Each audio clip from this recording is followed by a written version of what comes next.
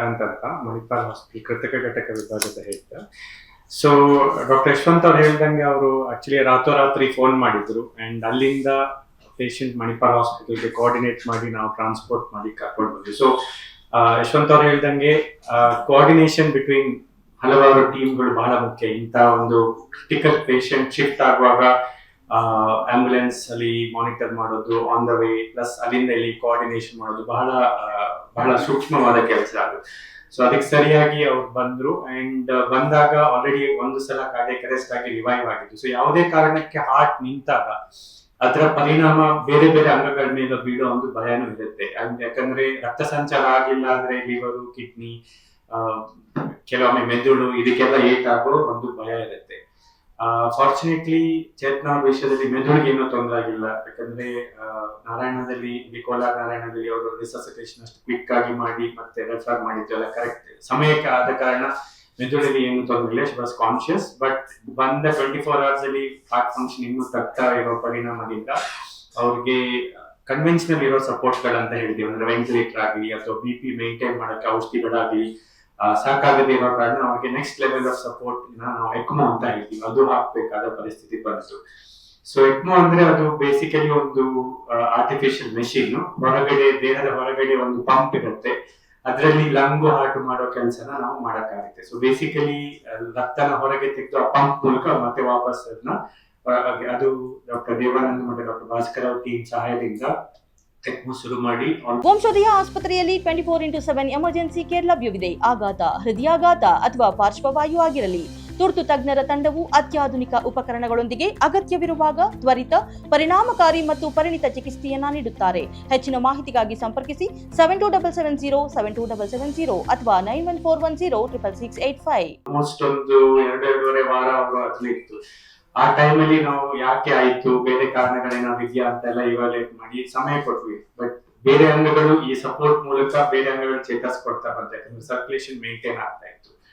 But ಅವ್ರು kidney ಮತ್ತೆ heart ಇನ್ನೂ ರಿಕವರ್ ಆಗಿಲ್ಲ. ಕ್ರಮೇಣವಾಗಿ ಕಿಡ್ನಿಗೂ ಸರಿ ಆಗ್ತಾ ಬಂತು. ಸೊ 1-2 ವಾರದಲ್ಲಿ ರಿಕವರ್ ಆಗದ ಕಾರಣ ಹಾರ್ಟ್ ನಮ್ಗೆ ಒಂದೇ ದಾರಿ ಇದ್ದಿದ್ದು ಮುಂದೆ ಏನಂದ್ರೆ ಲುಕಿಂಗ್ ಎಟ್ ಟ್ರಾನ್ಸ್ಪ್ಲಾಂಟ್.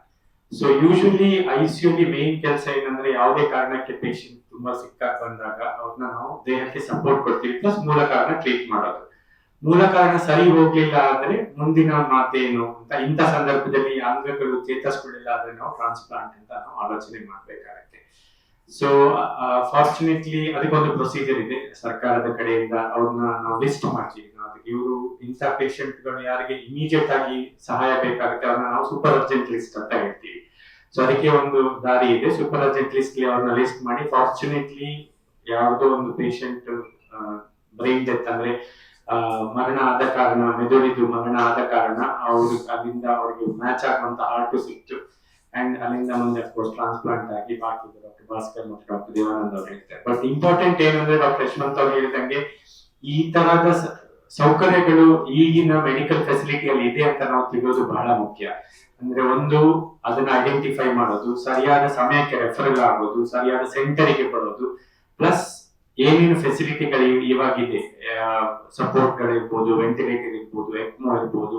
ಕೆಲವರಿಗೆ 6 ತಿಂಗಳು 8 ತಿಂಗಳು ಹಾರ್ಟ್ ಸಿಕ್ಕದಿದ್ರೆ ಅವ್ರಿಗೆ ಬೇರೆ ತರಹದ ಸಪೋರ್ಟ್ ಡಿವೈಸ್ ಇದೆ, ನಾವು ವೆಂಟ್ರಿಕ್ಯುಲರ್ ಅಸಿಸ್ಟ್ ಡಿವೈಸ್ ಅಂತ ಹೇಳ್ತೀವಿ, ಅದು ಹಾಕಿ ಪೇಷಂಟ್ ಮನೆಗೆ ಹೋಗ್ಬಿಟ್ಟು ಆಮೇಲೆ ಹಾರ್ಟ್ ಸಿಕ್ಕಿದಾಗ ಮತ್ತೆ ಟ್ರಾನ್ಸ್ಪ್ಲಾಂಟ್ ಬರೋದು. ಸೊ ಈ ತರದ ಹಲವಾರು ಸೌಕರ್ಯಗಳು ಇದೆ. ಸೊ ಇವಾಗಿನ ಪರಿಸ್ಥಿತಿಯಲ್ಲಿ ಏನಾದ್ರೂ ತುಂಬಾ ಕ್ರಿಟಿಕಲ್ ಆಯ್ತು, ಯಾಕಂದ್ರೆ ಜನರಲಿ ಹೊರಗಡೆ ಭಾವನೆ ಏನಂದ್ರೆ ICU ಹೋದ್ರೆ ಎಲ್ಲ ಮುಗಿಯಿತು ಅಂತ. ಆ ತರ ಅಲ್ಲ. ಯಾವಾಗಲೂ ತಿಳಿಬೇಕಂದ್ರೆ ICU-ವಿನ ಇವತ್ತಿನ ಸಪೋರ್ಟ್ ಆಗ್ಲಿ, ಟೆಕ್ನಾಲಜಿ ಆಗ್ಲಿ, ಎಕ್ಸ್ಪರ್ಟೀಸ್ ಆಗ್ಲಿ, 100 ಜನ ಒಳಗ್ ಬಂದ್ರೆ 80-90% ವಾಪಸ್ ಜೀವನಕ್ಕೆ ಹೋಗುವಂತ ಪರಿಸ್ಥಿತಿ ಇರುತ್ತೆ. ಸೊ ಎಲ್ಲ ಅಂಗಗಳಿಗೂ ಸಪೋರ್ಟ್ ಕೊಟ್ಟು ದೇಶಕ್ಕೆ ಗುಣ ಮಾಡಕ್ಕೆ ಸಮಯ ಕೊಡೋ ಒಂದು ಟೆಕ್ನಾಲಜಿ ಇವತ್ತು ನಮ್ಮ ಹತ್ರ ಇದೆ. ಸೊ ಅದು ನಾವು ತಿಳಿಯೋದು ಬಹಳ ಮುಖ್ಯ. ಅಫ್ಕೋರ್ಸ್ ಅದಾದ್ಮೇಲೆ ಸರ್ಜರಿ ಆಯ್ತು, ರಿಹ್ಯಾಬಿಲಿಟೇಷನ್, ಬೇರೆ ಬೇರೆ ತರದ ಹಂತವಾಗಿ ಅವ್ರಿಗೆ ಏನೇನ್ ಬೇಕು ಅಲ್ಲ ಮಾಡ್ಕೊಂಡು ಬಂದು ಚೇತನ ಅವ್ರು ಇವಾಗ ಈ ತರ ಇದ್ದಾರೆ.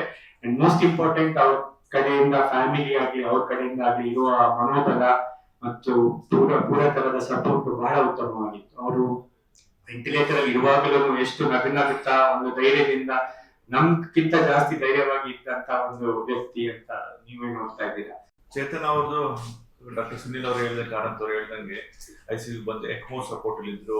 ಸೊ ಕಿಡ್ನಿನೂ ಟೆಂಪರರಿ ನಿಷ್ಕ್ರಿಯ ಆಗಿತ್ತು. ಅವ್ರು ಡಯಾಲಿಸಿಸ್ ಮೇಲಿದ್ರು ಬಟ್ ಇಷ್ಟೆಲ್ಲ ಡಯಾಲಿಸಿಸ್, ವೆಂಟಿಲೇಟರ್, ಎಕ್ಮೋ 3 ಸಪೋರ್ಟ್ ಇದ್ರು. ಅವರು ಪ್ರಜ್ಞೆ ಇಲ್ಲ ಚೆನ್ನಾಗಿತ್ತು, ಚೆನ್ನಾಗಿ ಕೋಆರ್ಡಿನೇಟ್ ಬರೀತಾ ಇದ್ರು. ನಂಗೆ ಇದು ಬೇಕು, ಇದು ಬೇಡ, ನಾ ಇದೇ ಹಾಸ್ಪಿಟಲ್, ಎಷ್ಟೊಂದು ಸತಿ ಮಧ್ಯೆ ಇಲ್ಲ ನಮ್ಗೆ ಬೇರೆ ಹಾಸ್ಪಿಟಲ್ ಶಿಫ್ಟ್ ಮಾಡೋದು ಅವೆಲ್ಲ ಯೋಚನೆ ಎಲ್ಲ ಬಂದಿತ್ತು ಫ್ಯಾಮಿಲಿ ಆದ್ರೂ. ಬಟ್ ಅವರು ಇದೇ ಹಾಸ್ಪಿಟಲ್ ಇಲ್ಲೇ ಟ್ರೀಟ್ಮೆಂಟ್ ತಗೊಳ್ತೀನಿ ಅಂತ mentally she was very stable. ಮಾನಸಿಕ ಸ್ಥೈರ್ಯತೆ ಚೆನ್ನಾಗಿತ್ತು. ನಂತರ ಜೀವನ ಸಾರ್ಥಕತೆ ಲಿಸ್ಟ್ ಮಾಡಾದ್ಮೇಲೆ 43 ದಿನ ನಂತರ ಸೂಟಬಲ್ ಮ್ಯಾಚ್. ಸೊ ಯಾರ ಹಾರ್ಟ್ ನಿಷ್ಕ್ರಿಯ ಆದ್ಮೇಲೆ ನಾವು ಬೇರೆ ಯಾವುದೇ ಹಾರ್ಟ್ ಅವರ ಹೈಟ್ ವೇಟ್ ಮ್ಯಾಚ್ ಆಗ್ಬೇಕು, ಬ್ಲಡ್ ಗ್ರೂಪ್ ಮ್ಯಾಚ್ ಆಗ್ಬೇಕು, ಹಾರ್ಟ್ ಚೆನ್ನಾಗಿರ್ಬೇಕು. ಹೆಂಗ್ ಡೋನರ್ ಬೇರೆ ಆಸ್ಪತ್ರೆಯಲ್ಲಿ ನಿಮ್ಗೆ ಅಲರ್ಟ್ ಬಂದಿರ್ತದೆ ಗೌರ್ಮೆಂಟ್ ಆಫ್ ಕರ್ನಾಟಕ. ನಾವು ಅಲ್ಲಿ ಹೋಗಿ ನಮ್ಮ ಟೀಮ್ ಆಫ್ ಡಾಕ್ಟರ್ಸ್ ಹೋಗಿ ಅಸೆಸ್ ಮಾಡಿ ಇವ್ರ ವೈಟ್, ಇವರ heart size, chest cavity match ಇರುತ್ತೆ ನೋಡಿ, ಎಲ್ಲ ಟೀಮ್ ಎಲ್ಲ ಸರಿ ಆಗತ್ತೆ ಅಂತ ಹೇಳಾದ್ಮೇಲೆ ಅಲ್ಲಿ ಹೋಗಿ ನಾವು ಪ್ರೊಸೀಜರ್ ಇರುತ್ತೆ ಎಲ್ಲ ಮಾಡಿ ನಾವು ಹಾರ್ಟ್ ತಗೊಂಡು ಬೇರೆ ಹಾಸ್ಪಿಟಲ್ ಲಂಗ್ ಅದೇ ತರ ಕಿಡ್ನಿ ಲಿವರ್ ಎಲ್ಲ ತಗೊಂಡು ಇವ್ರಿಗೆ ಹಾರ್ಟ್ ಅಲ್ಲಿ ತಗೊಂಡು ಬಂದು ಇವರಿಗೆ transplant total time 1 hour 1.5 hour. ಒಂದು ದೇಹದಿಂದ, ಒಂದು ಬ್ರೈನ್ ಡೆಡ್ ಆಗಿರೋ ಡೋನರ್ ದೇಹದಿಂದ ಇವರ ದೇಹಕ್ಕೆ, ಇವ್ರದ್ದು ಹಾರ್ಟ್ ನಿಷ್ಕ್ರಿಯ ಆಗಿರೋ ಹಾರ್ಟ್ ತೆಗೆದು ಹಾಕಕ್ಕೆ 1.5 ಗಂಟೆ ಸಮಯದಲ್ಲಿ ಮುಗಿದೆ. ಸೊ ಆದಷ್ಟು ಬೇಗ ಮುಗಿದಿರೋದ್ರಿಂದ ಹಾರ್ಟ್ ರಿಕವರಿ ಚೆನ್ನಾಗಿತ್ತು. ಹಾರ್ಟ್ ಬೀಟ್ ಆಗಿ ಸ್ಟಾರ್ಟ್ ಆಯ್ತು ಇಮಿಡಿಯೇಟ್ಲಿ. 24 ಗಂಟೆಯಲ್ಲಿ ಅವ್ರು ವೆಂಟಿಲೇಟರ್ ಹೊರಗಡೆ ಬಂದ್ರು. ಆದ್ರೆ 43 ದಿನ ICU ಆಗಿ ಮಲಗಿದ್ರಿಂದ ಕೈ ಕಾಲ ಶಕ್ತಿ ಎಲ್ಲ ಕಡಿಮೆ ಆಯ್ತು. ಸೊ ಅದಕ್ಕೆ ಒಂದು 2 ರಿಂದ 3 ವಾರ ಟೈಮ್ ತಗೊಂಡ್ರು. ಅವ್ರು ಎದ್ದು ನಿಂತ್ಕೊಳ್ಳಕ್ಕೆ 2 ವಾರ ಆಯ್ತು. ನೆಕ್ಸ್ಟ್ 3ನೇ ವಾರ ಅವ್ರನ್ನ ನಾವು ವೀಲ್ ಚೇರ್ಲೇ ಡಿಸ್ಚಾರ್ಜ್ ಮಾಡಿದ್ರು. ಮನೆ ಹಾಸ್ಪಿಟಲ್ ಪಕ್ಕನೆ ಅವರು ರೂಮ್ ಮಾಡ್ಕೊಂಡು ಎವ್ರಿ ಆಲ್ಟರ್ನೇಟ್ ಡೇ ಮನೆ ಹಾಸ್ಪಿಟಲ್ ಫಿಸಿಯೋಥೆರಪಿ ಡಿಪಾರ್ಟ್ಮೆಂಟ್ ಬಂದು ಎಕ್ಸರ್ಸೈಸ್ ಮಾಡಿಸ್ಕೊಂಡು ಸಿ ಸ್ಟಾರ್ಟೆಡ್ ವಾಕಿಂಗ್. ಡಿಸ್ಚಾರ್ಜ್ ಆಗಿ 1 ತಿಂಗಳ ನಂತರ ಅವ್ರು ನಡೆಯಕ್ಕೆ ಶುರು ಮಾಡಿದ್ರು. ಅಲ್ಲಿವರೆಗೂ ವೀಲ್ ಚೇರ್ಲೇ ಬರ್ತಾರೆ, ಟ್ರಾಲಿ ಬರ್ತಾ ಇದ್ರು. ವಿಶೇಷ ಫೈಟರ್.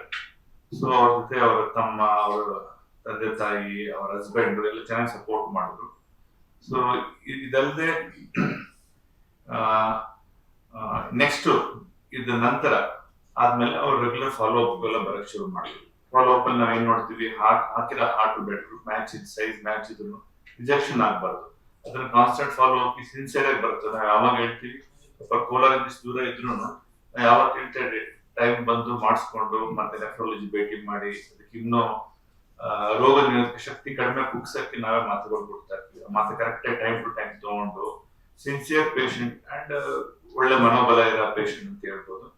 ಅಂಡ್ ನೆಕ್ಸ್ಟ್ ಮುಂದೆ ಅವ್ರು ಈ 43 ಅಥವಾ 2 ತಿಂಗಳಲ್ಲಿ ಅವ್ರು ಏನೇನ್ ನೋವು ಅನುಭವಿಸಿದರೆ, ಆಪರೇಷನ್ ಪೈನ್ ರಿಲೇಟೆಡ್ ಮತ್ತೆ ಅವ್ರ ಮನಸ್ಥೈರ್ಯ ಕುಗ್ಗಿದ್ರು ಅವರಾಗ ಅವರೇ ಅದ್ರ ಬಗ್ಗೆ ಧೈರ್ಯ ತಗೊಂಡಿಲ್ಲ, ಚೆನ್ನಾಗಿ ಆಗಿ ಮನೆಗೆ ಹೋಗ್ಬೇಕು, ನನ್ನ ಮಗು ಬರೀ 4 ತಿಂಗಳು ಮಗು ಅಂತೇಳಿ 1 ವರ್ಷದ ನಂತರ ಆಪರೇಷನ್ ಆಗಿ 8 ತಿಂಗಳ ನಂತರ 1 ವರ್ಷದ ಬರ್ಡೇಗೂ ಇನ್ವೈಟ್ ಮಾಡಿದ್ರು.